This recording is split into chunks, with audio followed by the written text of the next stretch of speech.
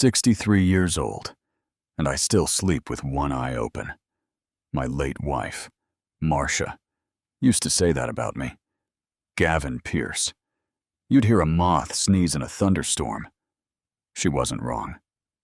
So, when my phone buzzed at 12:04 a.m. on a Thursday in November, I was already half awake before the first ring died. We're in Raleigh, North Carolina, Mordecai neighborhood, one of those streets where the oak trees are older than the houses, and everybody knows your car by sound. Quiet street, good bones. The kind of place where nothing happens. Except tonight. I looked at the screen. Dominic. Welcome back to Sweet Family Revenge. Grab your snacks. Get comfortable. And remember, the people in these stories had every chance to behave themselves. They just chose wrong. Drop a comment and be sure to subscribe. You're going to love it here. My chest did something it hadn't done in years. My oldest boy hadn't called me after 9 p.m. since his mother's funeral. Dominic Pierce doesn't do late-night calls. He does 7 a.m. Check-ins, birthday texts, 2 days early, and Christmas cards with a handwritten note inside like it's 1987. He is the most disciplined human being I have ever produced. And I say that as a man who spent 22 years as a shift supervisor at a paper mill and never once showed up late. I answered before the second buzz. Dom, Dad, his voice was flat, not panicked, worse than panicked, controlled, the way a man sounds when he's been rehearsing the call for a long time. Don't talk, just listen. I need you to do exactly what I say, and I need you to do it right now. I sat up. Boy. It's midnight. Dad, something in that one word set me straight up like a board. I've heard Dominic use that tone exactly twice in my life. Once when he told me his mother's cancer had spread. Once when he told me he was going to prison for something he didn't do. I'm listening, I said. Turn off every light in the house. Don't touch your laptop. Don't touch the router. Go upstairs to the attic. Lock the door from the inside. And Dad. He stopped. I could hear him breathing. Do not tell Tristan. The room went cold. Tristan Hale, my son-in-law, my daughter, Delilah's husband of 9 years, the man who had been sleeping in the guest bedroom on the other side of my wall for the past 4 days because, and this is what he told me, his firm was doing renovations on their downtown Charlotte condo, and it was just more comfortable to stay at Dad's place for a few days. I believed him. I'd made the man pot roast. I'd let him drink my good bourbon. Dominic, I whispered. You're scaring me. Good, he said, and his voice cracked just slightly at the edge. Be scared, be quiet, and go. Now, I didn't ask another question. I moved through my house in the dark, like a ghost I'd been practicing to become. 12 steps to the hallway, past the framed photos of the kids at Wrightsville Beach, past Marcia's cross-stitch that still hangs by the linen closet. Home is where the heart is, which I used to find corny, and now find devastating. Up the narrow, pull-down stairs to the attic. I locked the door, sat down on an old moving box labeled Marcia, winter clothes, and tried to remember how to breathe. I didn't know it yet, but I was sitting 3 feet above a secret that had been buried for 8 years. The attic in my house is a half-finished thing. Marcia always wanted to convert it into a reading room. Never happened. So, it's insulation and old furniture and cardboard boxes and 2 round windows that face the backyard and let in just enough of the neighbor's porch light to see by. I've been up here maybe 4 times since she passed. I found a crack in the floorboards near the east wall. The boards had warped from a leak we fixed 2 summers ago, and I pressed my eye to it out of instinct more than intention. The guest bedroom below me was dark. Then the lamp clicked on. Tristan Hale was standing in the middle of the room in his undershirt and slacks, looking at his watch. He looked exactly like what he'd always looked like to me. A man assembled from a catalog. Neat. Purposeful. The kind of handsome that never quite reaches his eyes. He worked in private equity. Or that's what he told people at parties. Capital allocation and asset restructuring. I used to joke that I needed a translator to have dinner with my own son-in-law. Delilah would laugh. Tristan would smile like he was doing me a favor. He crossed to the far side of the room, the corner where I keep an old armoire that belonged to Marcia's mother. He moved it, not struggle with it. Moved it, like he'd done it before. Like he knew exactly how much it weighed. Underneath it was a section of hardwood floor that looked identical to the rest. Except, Tristan reached down and pressed 2 fingers along the baseboard, and a panel lifted clean, and underneath that panel was a safe. I want you to understand something. I have lived in this house for 26 years. I built 2 of those rooms with my own hands. I know every creak in this floor, every soft spot in the drywall, every light switch that sticks in the rain. I did not know that safe existed. How long, I thought. How long has that been there?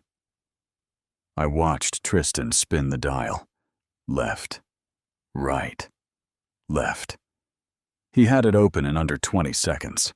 He reached inside and pulled out a folder. Thick, rubber-banded. He sat on the edge of the bed and opened it. And from the angle of the lamplight through that crack, I could see what was on top. A document, official-looking, lots of text, and at the bottom, signatures. I couldn't read it from where I was sitting, but the header was visible enough. Last will and testament, and below it, in smaller print, Marcia Elaine Piercy. My hand stopped working for a moment. Marcia had a will. Of course, she did. We drew it up together in 2009 with an attorney on Glenwood Avenue. I watched it get signed. I have a copy in my filing cabinet downstairs, in a green folder labeled Important in Marcia's handwriting. The estate got settled 2 years after she passed, split between Dominic, Delilah, and me, with a small disbursement to Sienna, Delilah's college roommate and godmother to their kids, who Marcia had loved like a niece. That was the will. That was the only will. I was there. So, what was Tristan Hale doing pulling a document out of a hidden safe in my house at 12:17 in the morning? I pressed my eye so hard to that crack. I could feel the wood grain on my cheekbone. He turned a page, then another. Then he stopped, pulled out his phone, and started photographing pages. Calm, methodical, like a man finishing a task he'd started a long time ago. He's been in this house for 4 days, I thought, and he waited until he was sure I was asleep. Dominic had said, "Don't tell Tristan." Not, "Be careful. There might be a situation. Don't tell Tristan." Like a man who knew exactly what he was walking into. Like a man who had been building toward this specific night. I sat back against the wall in the dark, and I did the math. Dominic went to prison 8 years ago, charged with federal wire fraud. Evidence that came from nowhere. A case that moved impossibly fast. A public defender that Dominic refused because he knew something was wrong with the whole shape of it. He served 22 months in Buettner Federal, came out quieter than he went in, got his record partially expunged. Somehow, I still don't fully know how, landed back on his feet, then joined the FBI. I always thought that last part was Dominic being Dominic, turning pain into purpose. Marcia would have cried at the badge ceremony if she'd lived to see it. But sitting in that attic, listening to Tristan Hale photograph a will that should not exist, I started to think that maybe Dominic hadn't joined the FBI out of inspiration. Maybe he joined it out of intention. I didn't know it yet, But my son had spent 8 years hunting the man sleeping in my guest bedroom, and I'd been making that man pot roast. The lamp clicked off below me. I didn't move for a long time, just sat there in the dark, with Marcia's winter coats and the smell of cedar, and something that felt a lot like the ground shifting under everything I thought I knew. One thought kept circling back, quiet and sharp as a blade. Tristan Hale is about to have the worst anniversary dinner of his life. I just didn't know yet how right I was. If you've made it this far, do us one quick favor: subscribe. A lot of people watch without ever doing it, but it costs you nothing and means everything to us. Thank you, genuinely. Dawn in Mordecai doesn't announce itself. It just quietly replaces the dark gray bleeding into the oak trees, the neighbor's porch light clicking off, the first bird making noise like it has something to prove. I'd been in that attic for 4 hours. My knees were telling me about every one of them. It was Friday morning, 4:47 a.m. I hadn't slept, hadn't moved much, either. Just sat there on that box of Marcia's winter clothes, back against the wall, running the same math over and over, like the answer was going to change if I just tried it one more time. It didn't change. My phone buzzed. One vibration. A text from Dominic. "Still up there," I typed back. Where else would I be? 3 dots. Then, "Come down. Side door. Leave the lights off. He's here." I thought. He drove through the night. Dominic's car. A gray Chevy Tahoe that looked like every other gray Chevy Tahoe in the federal government's fleet, was parked 2 houses down on Elm Street, with the engine off. I slipped out the side door in my house slippers, like a man who had completely lost control of his own life, crossed the yard in the November cold, and got in the passenger side. My son looked like he hadn't slept in 3 days, which I would later learn was accurate. He was 38 years old, and he looked 45, and he looked more like his mother than he ever had. Same jawline, same eyes that didn't waste time on anything that didn't matter. He was in dark civilian clothes, no badge visible, no bureau windbreaker. Just Dominic, just my boy, sitting in the dark with a file folder on his lap, thick enough to choke a horse. I looked at him for a long moment. "Pot roast," I said. He blinked. "What?" "I made that man pot roast. Dominic. I let him drink my Blantons." Something moved across his face. Not quite a smile, the memory of one. "I know, Dad. You could have called me sooner." I couldn't, and he said it quietly, and I heard the weight in it. The legal weight, the procedural weight, the 8 years of waiting weight. Not until I had the physical evidence. Everything before tonight was circumstantial. I needed him to go for the safe. I turned to face him fully. "You knew about the safe." "I've known about the safe for 14 months. The cold outside had nothing on the feeling that settled into my chest right then. "Talk," I said. He talked. He talked for 41 minutes, and I did not interrupt him once. Which, if you know me, is the closest thing to a miracle Raleigh, North Carolina has ever produced. It started the way all the worst things start, with money. Marcia's estate hadn't been enormous. The house, a life insurance policy, a savings account she'd built quietly over 30 years by clipping coupons and never once buying anything full price. Combined value somewhere north of $400,000. Not generational wealth, but enough. Enough to matter. Enough for somebody to want more of it than they were supposed to get. The original will. The one I watched Marcia sign on a Tuesday afternoon in 2009 in a law office on Glenwood Avenue, while I held her hand because she'd just finished her 2nd round of chemo and her handwriting shook. Divided everything 3 ways. Equal shares to Dominic. Delilah. And me with a $15,000 disbursement to Sienna, who Marcia had loved since the day Delilah brought her home from UNC sophomore year. That was the will. The will that got used to settle the estate was different.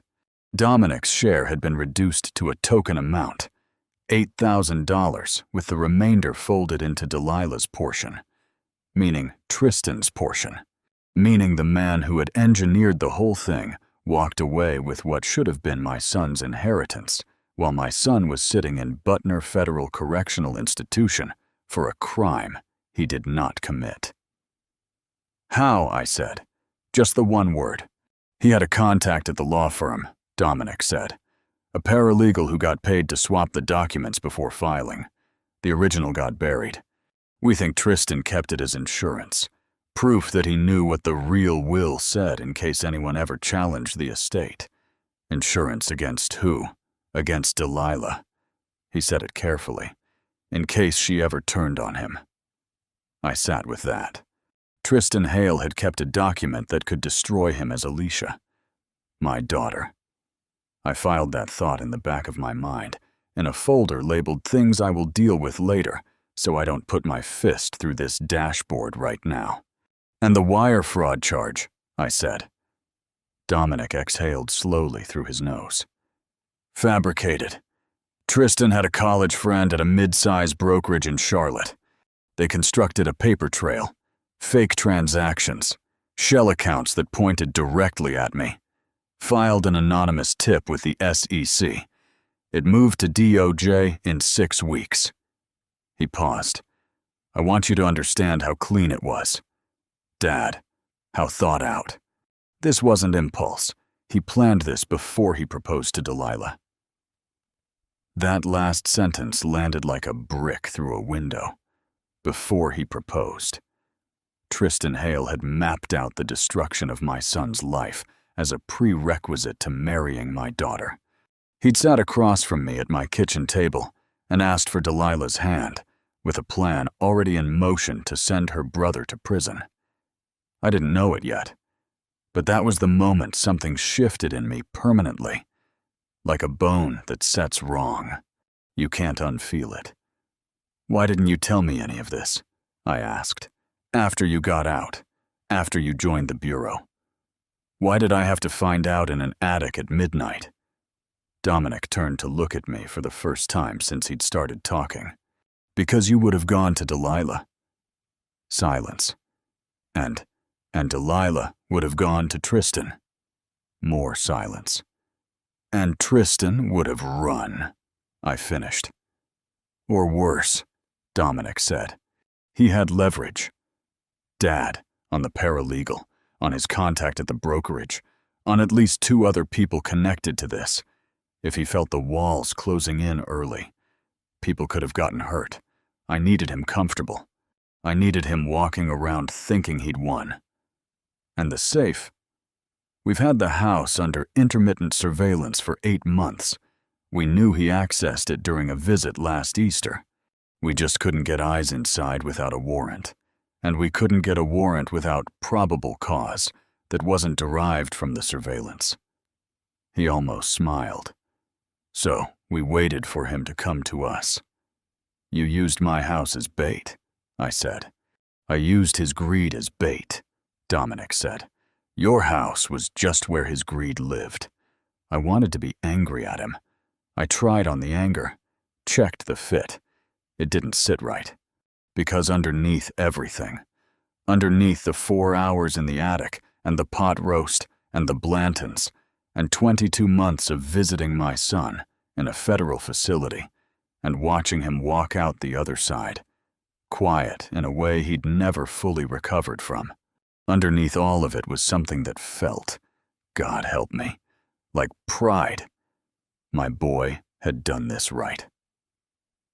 What happens now? I asked. Dominic reached into the file folder on his lap and pulled out a photograph, slid it across to me. I held it up to the gray morning light coming through the windshield. It was an invitation. Cream cardstock, gold lettering. I recognized Delilah's handwriting in the return address. Tristan and Delilah Hale. Ninth anniversary dinner. Saturday, November 14th, 7 p.m., Brasserie La Croix, downtown Raleigh. Tomorrow night. We're going to let him enjoy his appetizer, Dominic said. I looked at my son.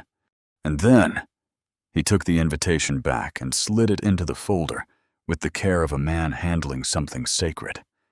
And then we ended. And I nodded slowly, looked out the windshield at my house, my oak trees, my porch, 26 years of my life sitting there in the November gray. Sienna's coming to that dinner, I said. It wasn't a question. Delilah had mentioned it 2 days ago. Sienna's flying in from Atlanta. It's going to be so fun. Dad, you should come. I'd said maybe. I'd had no idea what maybe was going to turn into. Dominic glanced at me sideways. She's already been briefed. My eyebrows went up. Sienna knows. I wanted to be angry at him. I tried on the anger, checked the fit. It didn't sit right. Because underneath everything, underneath the 4 hours in the attic and the pot roast and the Blantons and 22 months of visiting my son in a federal facility and watching him walk out the other side, quiet in a way he'd never fully recovered from, underneath all of it was something that felt, God help me, like pride. My boy had done this right. What happens now? I asked. Dominic reached into the file folder on his lap and pulled out a photograph, slid it across to me. I held it up to the gray morning light coming through the windshield. It was an invitation. Cream card stock, gold lettering. I recognized Delilah's handwriting in the return address. Tristan and Delilah Hale, 9th anniversary dinner. Saturday, November 14th, 7 p.m., Brasserie La Croix, downtown Raleigh. Tomorrow night, we're going to let him enjoy his appetizer, Dominic said. I looked at my son, and then he took the invitation back and slid it into the folder with the care of a man handling something sacred. And then we ended. I nodded slowly, looked out the windshield at my house, my oak trees, my porch, 26 years of my life sitting there in the November gray. Sienna's coming to that dinner, I said. It wasn't a question. Delilah had mentioned it 2 days ago. Sienna's flying in from Atlanta. It's going to be so fun. Dad, you should come. I'd said maybe. I'd had no idea what maybe was going to turn into. Dominic glanced at me sideways. She's already been briefed. My eyebrows went up. Sienna knows Sienna, he said. Has known for 6 months. She's been helping us verify documents. She remembered details about Mom's original will that we couldn't get from the paper trail alone. I thought about Sienna. Sharp, quiet, the kind of woman who remembered everything and revealed nothing. Marcia had always said she was the most trustworthy person Delilah had ever brought home. Marcia, as usual, had been right. I didn't know it yet, but Sienna had one more role to play before this was over and it wasn't going to be quiet. Go get some sleep, Dad, Dominic said. Tomorrow night's going to be a long one. I got out of the car, stood on the sidewalk in my house slippers in the November cold, looked back at him through the window. Dom, I said. He looked up. She knew, didn't she? Your mother. She knew something was wrong with Tristan. He held my gaze for a long moment. Then he reached over and put the Tahoe in drive. Get some sleep, Dad. He pulled away before I could ask again, and maybe that was its own answer. I walked back into my house, past Marcia's cross-stitch. Home is where the heart is, and stood in the kitchen in the gray morning light. Somewhere down the hall, Tristan Hale was asleep in my guest bedroom, dreaming whatever it is that men like him dream about. Tomorrow, he'd be having dinner with his wife, his colleagues, and the pastor who'd married them. I was going to be there. And this time, I wasn't making anybody pot roast. If you've been listening for a while and want stories like this to keep coming, it really helps if you hit that like button and subscribe. 97% of people never do, but it's what keeps this whole thing running. So, thank you for real. Some men spend their whole lives waiting for justice and die before it arrives. I was not going to be one of those men. Saturday, November 14th. I woke up at 7 a.m. and made myself a full breakfast. Eggs, toast, coffee, the works. Because my mother always said you should never do anything important on an empty stomach.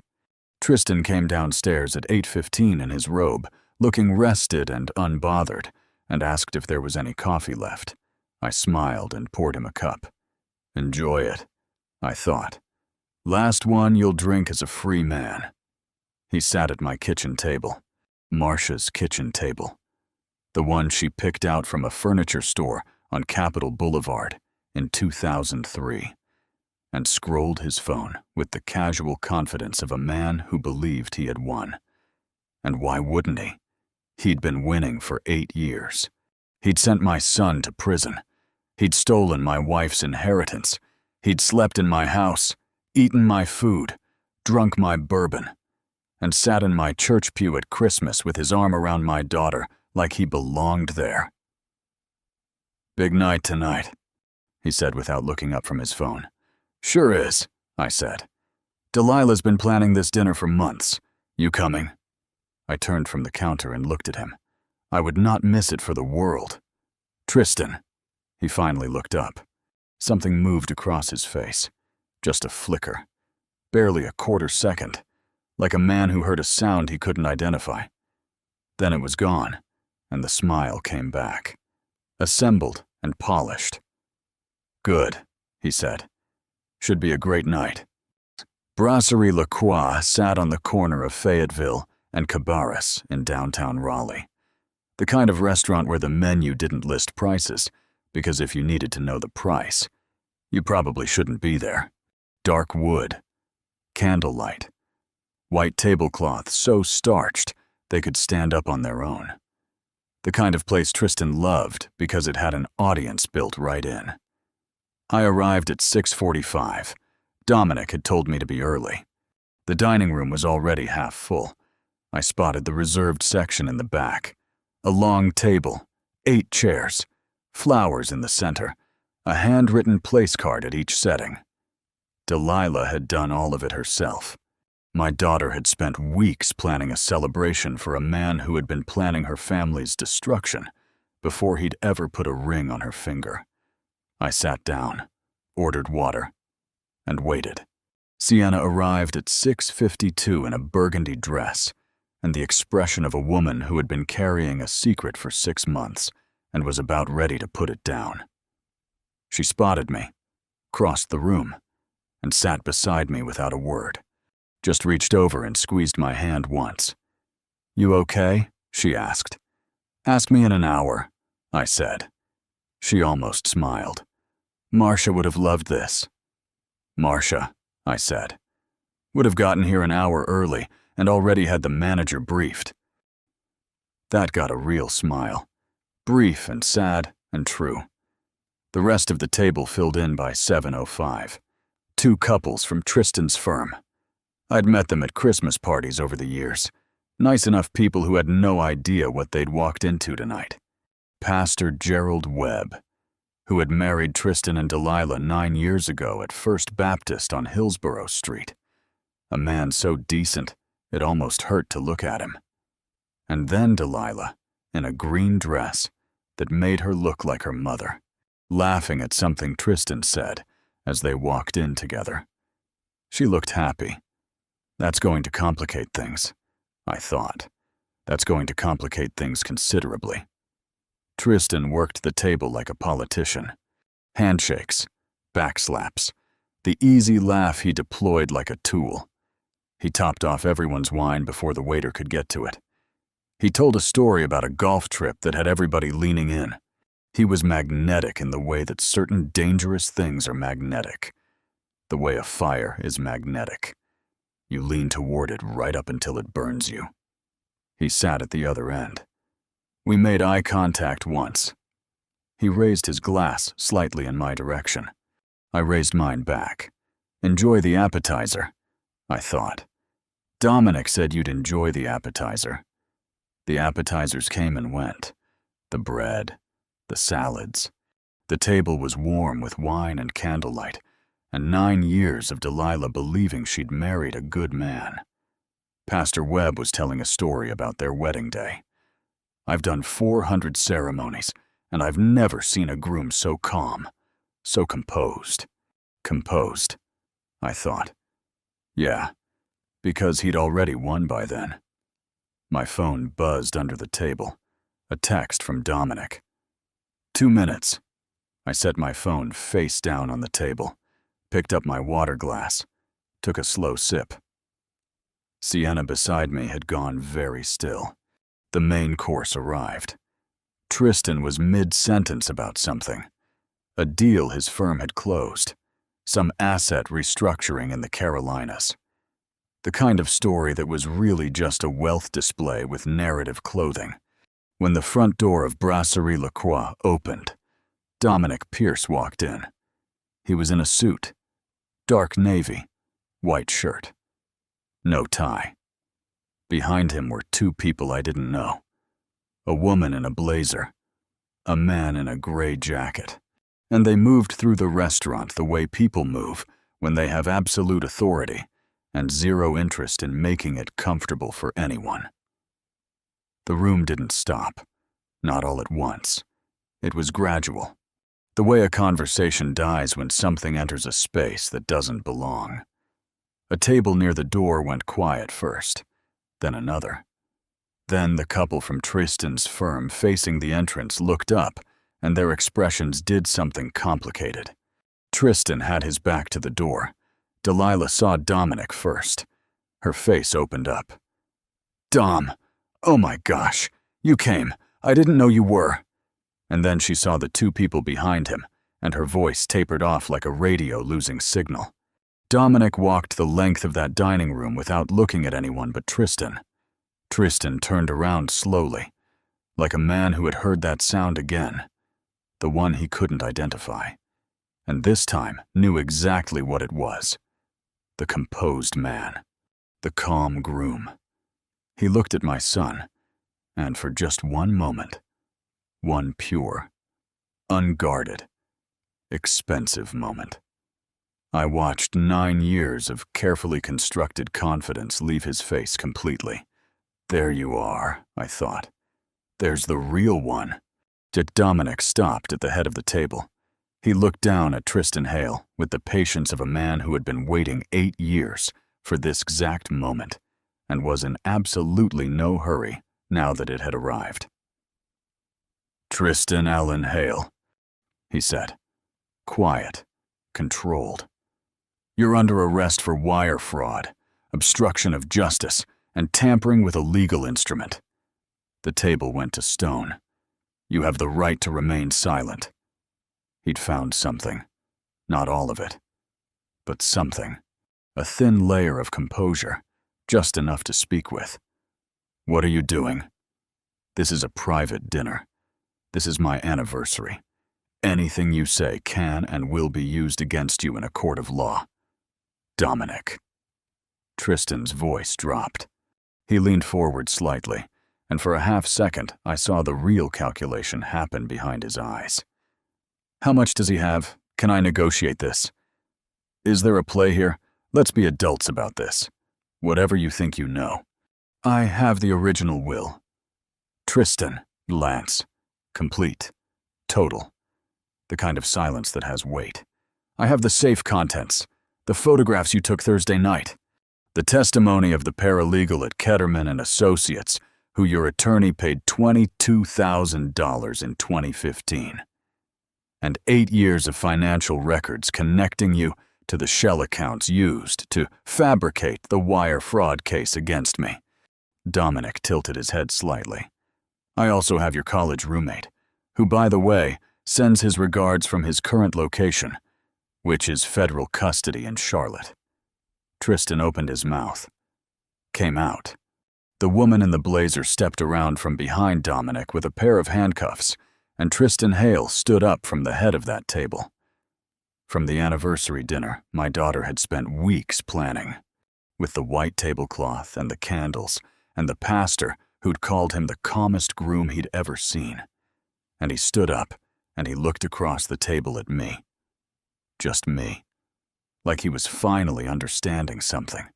I looked back at him, and I did not smile, and I did not say a word. I just held his gaze steady and even, and let him read whatever he needed to read in it. You sat at my table, I thought. You drank my bourbon. You ate my pot roast, and you slept in my house.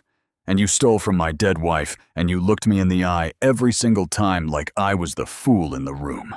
I was not the fool in the room. The handcuffs clicked. Pastor Webb made a sound. One of the couples from the firm, the wife, pushed back from the table like the chair had become hot. Delilah had not moved, had not made a sound. She was sitting perfectly still in her green dress, with both hands flat on the white tablecloth, and her face was doing something I had no name for and did not want to look at. Too long. That part I had known was going to be the hardest part. Dominic's colleagues walked Tristan toward the door. He didn't fight, didn't shout. The composure was back. Just barely. Just enough. And I think that was the most honest thing about him, even at the end. The performance didn't fully stop. At the door, he paused, turned back one more time. He looked at Delilah. She looked at her hands. He walked out. The restaurant stayed quiet for what felt like a long time, but was probably 45 seconds. Then somebody's fork clinked against a plate, and the world remembered how to move again. Dominic came back to the table, sat down in Tristan's chair at the head, looked at Delilah. "I'm sorry," he said. "I'm so sorry I couldn't tell you." She looked up at him. Her eyes were dry, which surprised me. Then again, she was Marcia's daughter. How long? 8 years of building it. 6 months of knowing enough to move. "The will," she said. Flat. Snorts. Mom's real will. "Yes," and she nodded once. Very slowly, like a woman filing something away in a place she'd deal with later. "And my share goes back to what Mom intended," Dominic said. "Equal. All of it. Sienna's disbursement. 2. Delilah looked down the table at Sienna. Something passed between them. A whole conversation in a single look. The kind that women who've been friends since they were 19 years old can have without a single word. Then Delilah looked at me. "Daddy," she said, and her voice broke on exactly that one word, and no others. I got up from my end of the table and walked to her and put my arms around her the way I had when she was 7 years old and scared of thunderstorms. And she held on with both hands. "I've got you," I said. "I've always got you." She cried exactly once, quietly, briefly. Then she straightened up, wiped her face with the white linen napkin, and looked at the untouched main course in front of her. "Is the food good here?" she asked. I blinked. "What? The food. Is it good?" "Because I picked this restaurant, and I've never actually eaten here, and I would like to eat something."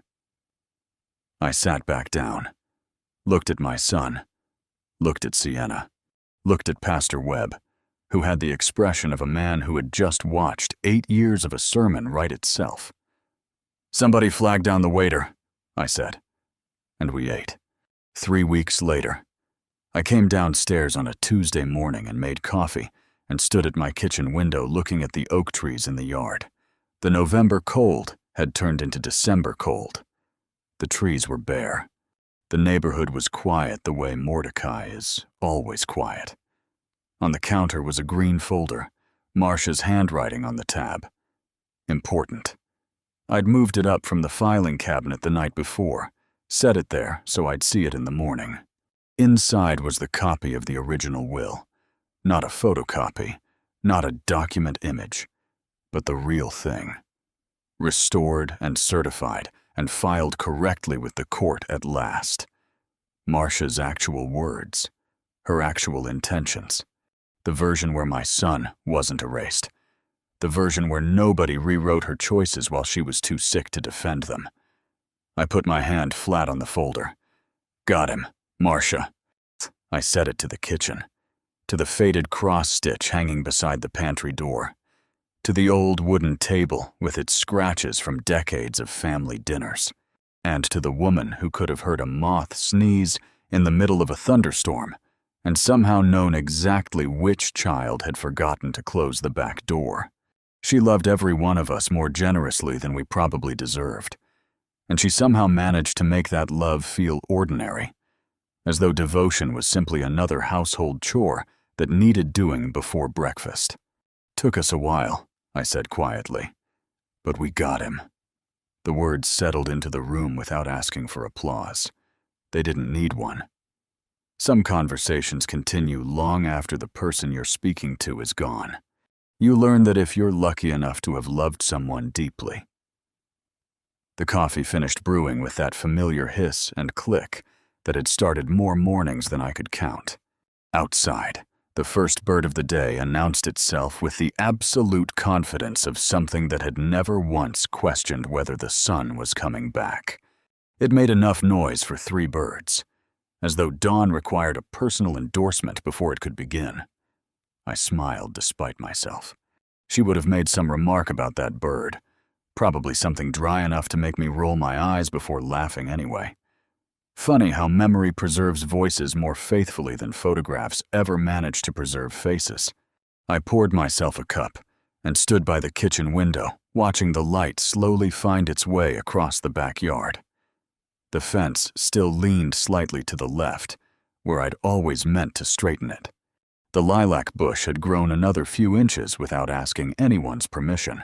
Somewhere down the street, a newspaper landed on a porch, with the same dull thump I'd been hearing since before smartphones convinced everyone they no longer needed mornings to arrive 1 page at a time.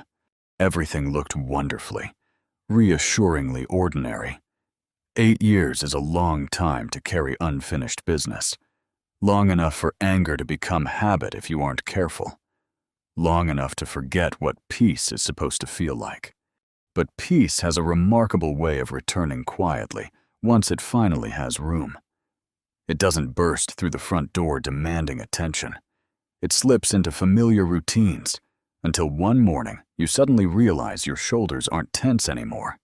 Your breathing has slowed. The coffee tastes the way coffee used to taste before every sip came with another problem waiting beside it.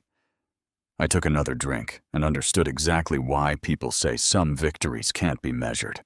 Nothing about the coffee had changed. The beans were the same. The mug was the same chipped blue mug I'd been using for years.